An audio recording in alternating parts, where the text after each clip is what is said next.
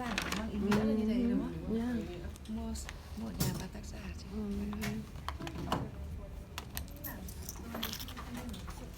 There's out the glass doors across the courtyard. There's a family.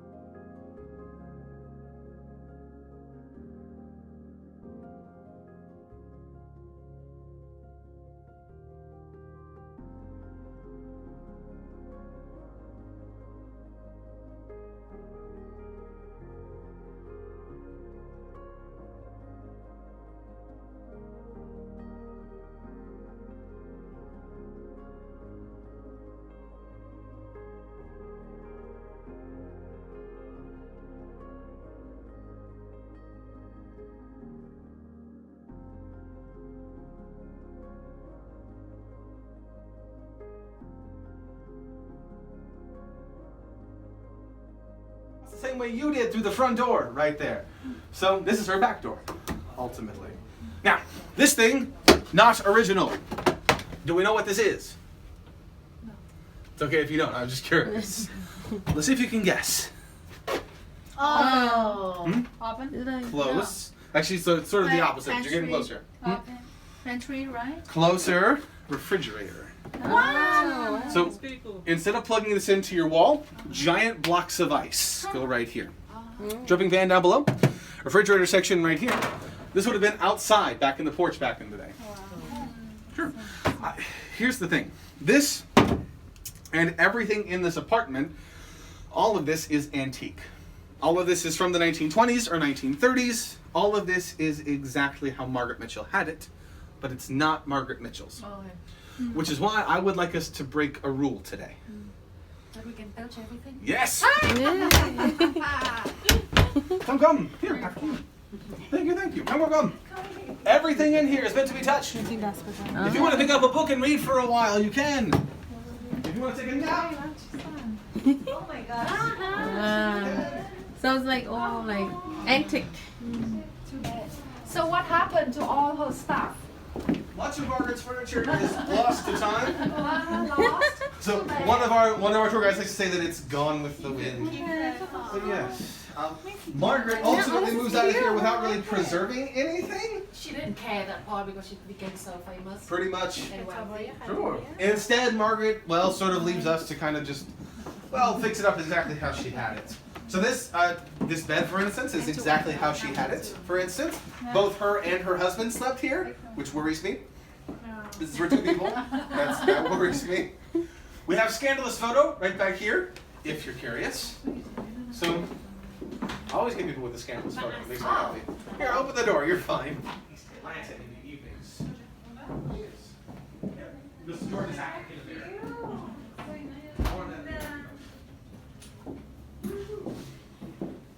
All right.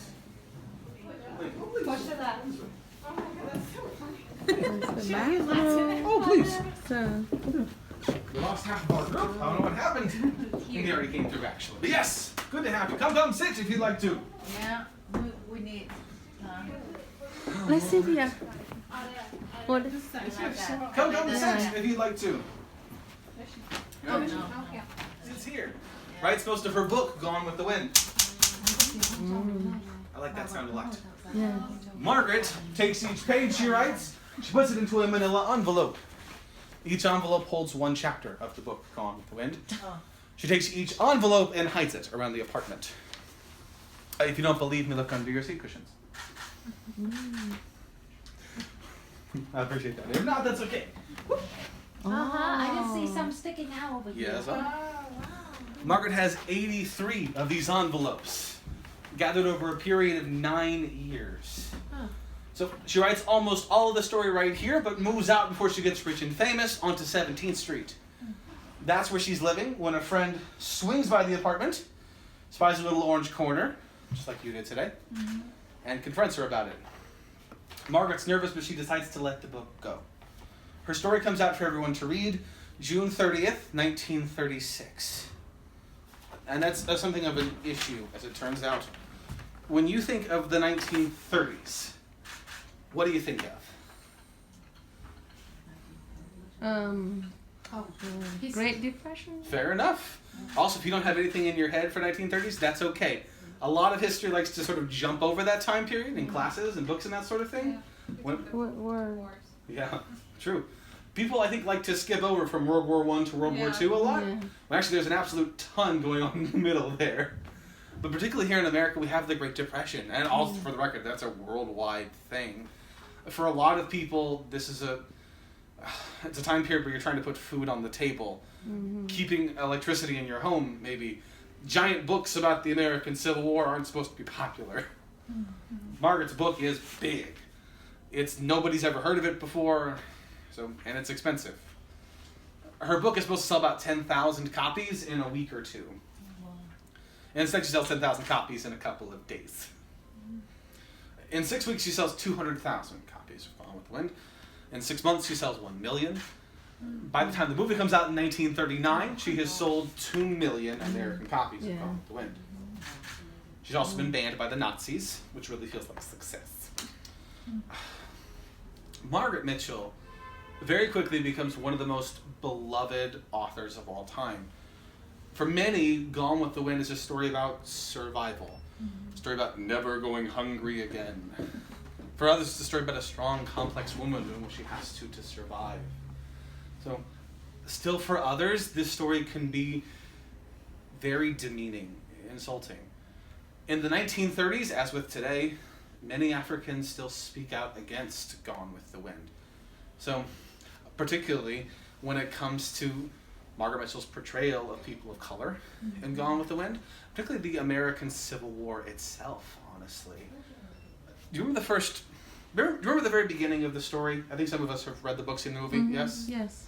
The very beginning of the story happens right before the American Civil War in the 1860s.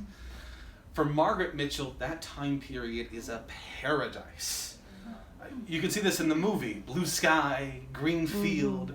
It's the part of the story that Scarlett O'Hara is always trying to get back to. You ever notice that? So, for Margaret Mitchell, it's a paradise. For 4 million enslaved African Americans who lived through that time period, That is That's the more painful. awful. opposite. Yes. Margaret believes that the time period before the American Civil War was nice and happy and a paradise. So she believes that an enslaved African American and a slave holder operate as kind of family. They worked together and where everybody was happy-go-lucky and everything was wonderful. That's not the case. So I have found that family members rarely assign price tags to other family members. So insulting stories of all time. And for some, it's both. I met a woman from Sri Lanka once who said that she hated how women of color were portrayed in this story and loved this book nonetheless.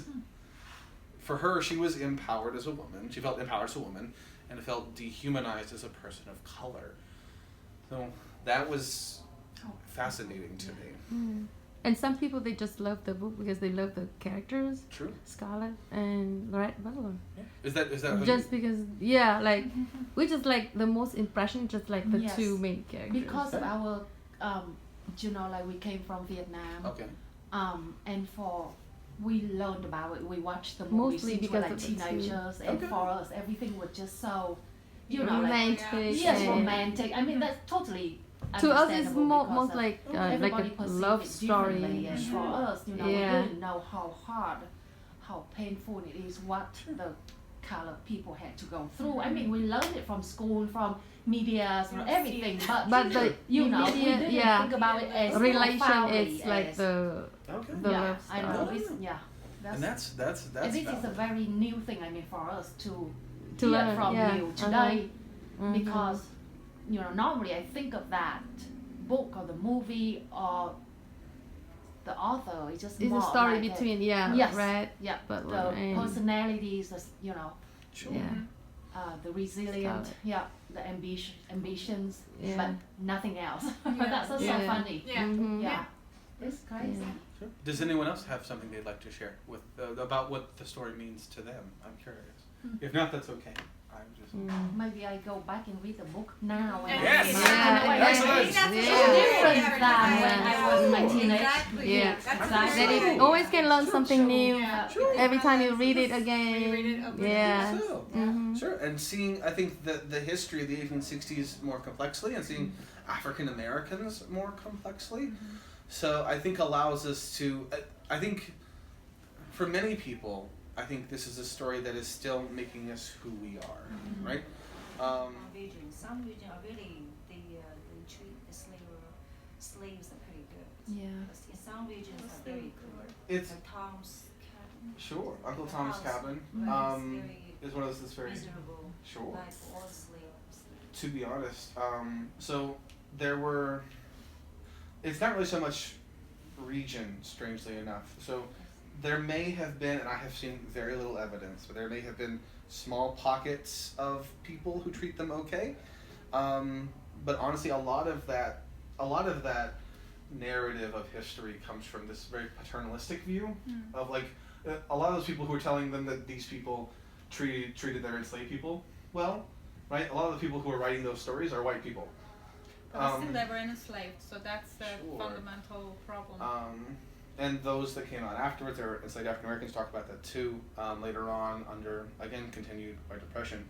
Margaret's culture is one that often, in their books and movies, as well as in their history textbooks, talk about happy slaves and enslaved African Americans who are less than human, honestly. Mostly because, so Margaret believes that in a lot of ways because that's what her culture says, and that's what she's been brought up to believe and think. True. So basically she thought that they were doing something good for them because they have a better situation than the others. But the Many whole- people, Yeah. millions Yeah. of people did. So at the same time, Margaret Mitchell's World was also one that gave us the Ku Klux Klan as well too. So that racial terrorist organization, and it kills me that we don't talk about it like a racial terrorist organization when that's what it is. Someone who rules through fear. The belief that an enslaved or an African American more generally is less than a white person and deserves to stay that way, to continue working, is a common theme in a lot of Margaret Mitchell's favorite books and movies and that sort of thing.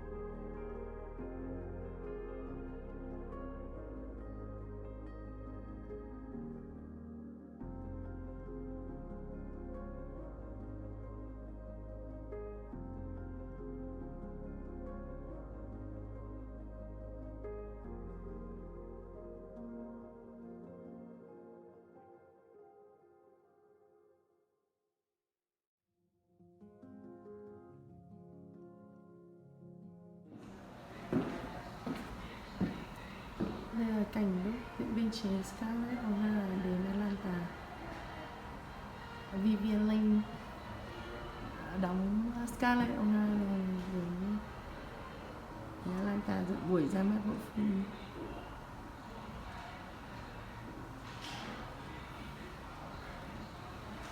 Và cảnh lúc Red Bull Clark Gable đánh Red Bull đến Atlanta.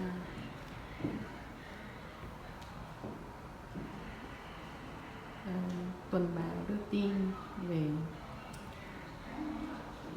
lúc đó diễn viên Red Butler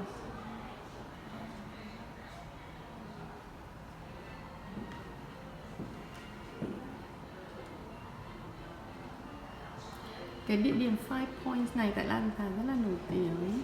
Hiện nay thì vẫn là rất là nhiều cái sự kiện văn hóa nghệ thuật được tổ chức tại khu vực Five Points này.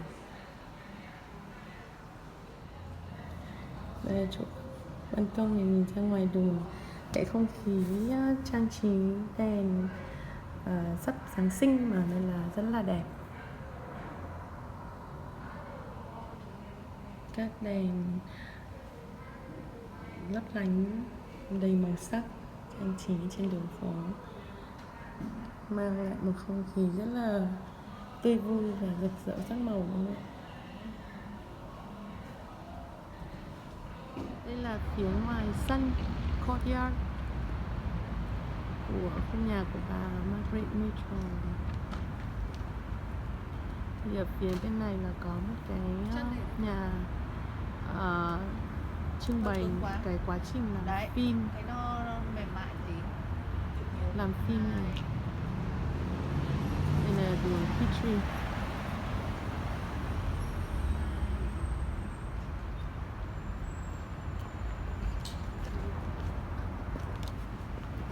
Đây là mình vào xem. Mở cửa rồi.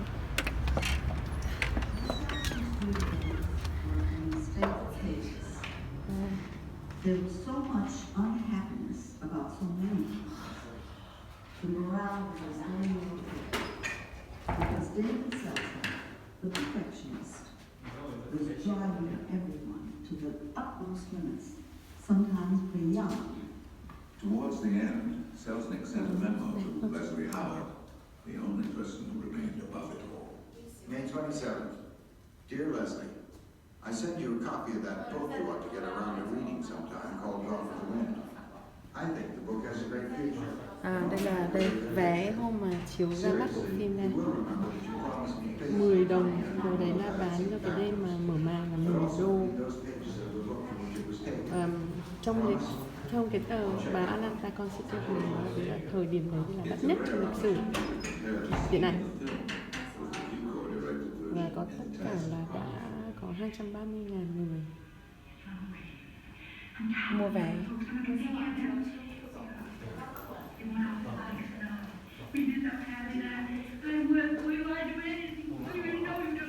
Đây những cái trang phục của cái nhân vật trong phim.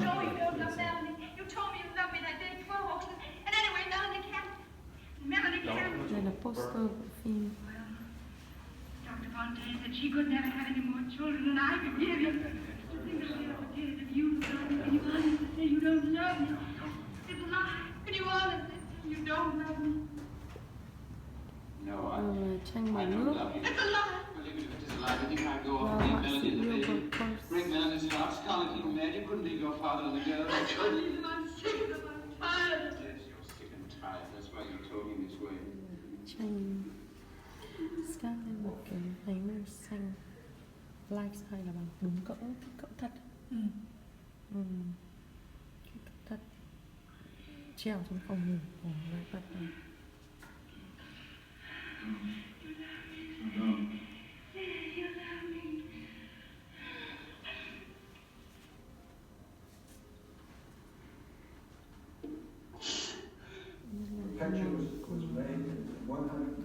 Vivian Leigh là nhân vật chính.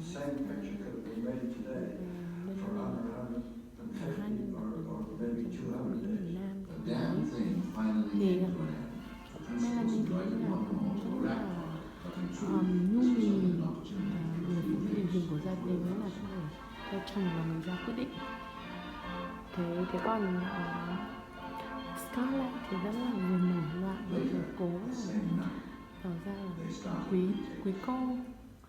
Thế nhưng mà có cái cá tính nổi loạn, nhưng mà cũng không giống như là Melanie.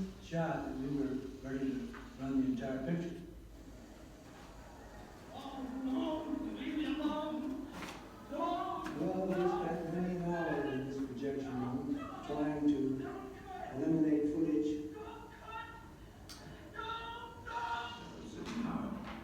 Đây là bốn cái bức vẽ được treo tại kiểu lát lâu trong cái buổi giám định phim gần. Đây là một cái bức vẽ mà do họa sĩ Armando Seguso vẽ năm 1939 ở ngay cái sảnh là treo bốn cái bức này.